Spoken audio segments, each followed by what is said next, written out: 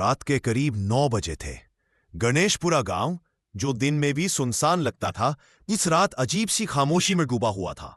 केवल दूर कहीं से आती झींगुरों की आवाजें और हवा के झोंकों से हिलती सूखी झाड़ियों की सरसराहट सुनाई दे रही थी। गांव के बीचों बीच एक पुराना खेत था, वही 6 बीघे की जमीन जिसे लेकर पिछले कई सालों से 2 परिवारों में झगड़ा चल रहा था। रमस्वरूप और कान्हैया नगर के बीच यह जमीन मानो खून का रिश्ता बन गई थी। हर सीजन में कोई न कोई विवाद, लड़ाई या धमकी, पर इस बार कुछ अलग था, कुछ बहुत ही डरावना।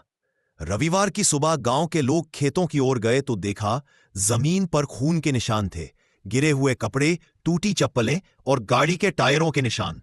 गांव के बुजुर्ग बोले, यह जमीन अब किसी की नहीं रही, यह तो श्रापित हो चुकी है। रात में पुलिस को सूचना मिली कि रमस्वरूप की हत्या हो चुकी है।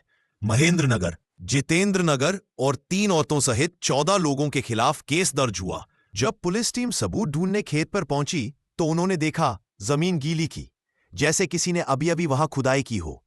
सब डिविजनल ऑफिसर विवेक अस्थाना ने टॉर्च जलाई। तभी अचानक किसी ने पीछे से फुसफुसाया, वो मेरा खेत था, वापस दो।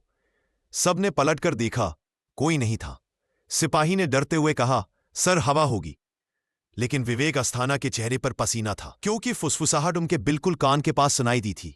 गांव वालों ने बताया कि रमस्वरूप की लाश को जलाते वक्त आग 3 बार बुझ गई थी और चिता के पास खड़े लोग महसूस कर रहे थे जैसे कोई उन्हें घूर रहा हो। उस रात से जो भी उस खेत के पास गया, उसे अजीब आवाजें सुनाई दी।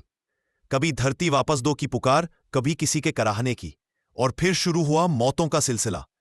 पहले महेंद्र नगर की गायब होना, फिर जितेंद्र का खेत में मृत मिलना। लोगों का कहना था कि दोनों की लाशें उसी जगह पड़ी थीं जहां रमस्वरूप का खून गिरा था। विवेक अस्थाना ने बाकी आरोपियों की तलाश शुरू की। जैसे जैसे वो गांव में गहराई तक पहुंचे, वैसे वैसे चीजें डरावनी होती गईं। एक रात जब वो खेत के पास टेंट में रुके तो बाहर किसी के कदमों की आहट आई। उन्होंने टॉर्च जलाई, कुछ नहीं था। लेकिन जब उन्होंने मुड़कर देखा, टेंट के अंदर मिट्टी से भीगा एक पैर का निशान था, जो अंदर से बाहर की ओर जा रहा था। अगली रात विवेक ने अकेले खेत में जाकर एक रिकॉर्डर लगाया ताकि वो आवाजों को रिकॉर्ड कर सके। आधी रात को रिकॉर्डर अपने आप चालू हो गया। रिकॉर्डिंग में एक भारी आवाज आई, मेरी बेटियों को बचा नहीं सके, अब कोई नहीं बचेगा। विवेक का शरीर कांपने लगा। उन्होंने पीछे मुड़कर देखा, एक आदमी, टूटी हड्डियों वाला, खून से लथपथ, आधे चेहरे पर मिट्टी, आंखों में सिर्फ आग। रमस्वरूप की आत्मा।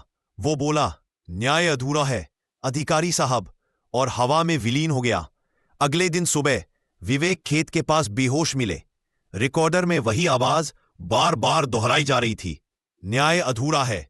आज भी गणेशपुरा की वो जमीन खाली पड़ी है। कोई किसान वहां हल नहीं चलाता, कोई मजदूर पास नहीं जाता। रात में वहां अजीब रोशनी दिखती है और लोग कहते हैं जब हवा चलती है तो खेत की मिट्टी फुसफुसाती है, वो मेरा खेत था, मुझे वापस दो।